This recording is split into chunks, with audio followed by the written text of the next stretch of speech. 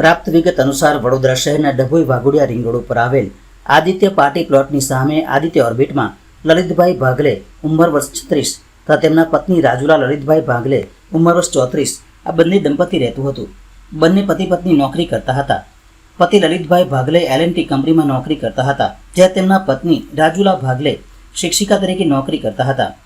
આજે વહેલી સવારે તેમના પત્નીને નોકરી ઉપર સ્કૂલે જવાનું હોવાથી સવારે 6 વાગ્યાની આસપાસ એક્ટિવા ઉપર તેમના પત્નીને પતિ મૂકવા માટે જતા હતા.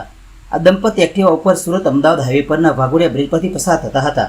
તે વખતે આઈસર ટેમ્પો ચાલકે ભાગલે દંપતીની એક્ટિવાને અડફેટમાં લીધી હતી, જેમાં એક્ટિવા સવાર પતિ પત્નીને શારીરિક ગંભીર ઇજાઓ થઈ હતી, જેના કારણે પતિ પત્નીના ઘટના સ્થળ પર જ કરુણ મોત નીપજ્યા હતા.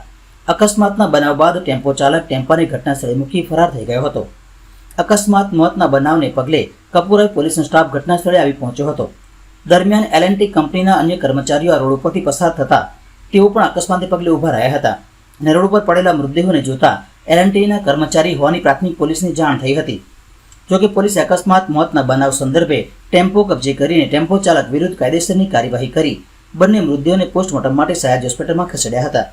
આ દંપતી મૂળ મહારાષ્ટ્રનું હોવાથી આ બનાવની જાણ મહારાષ્ટ્ર ખાતે રહેતા તેમના સગા સંબંધીને કરવામાં આવતા સંબંધીઓ મહારાષ્ટ્રથી વડોદરા આવવાનું નીકળી ગયા હોવાનું પોલીસ સૂત્રો દ્વારા જાણવા મળ્યું છે.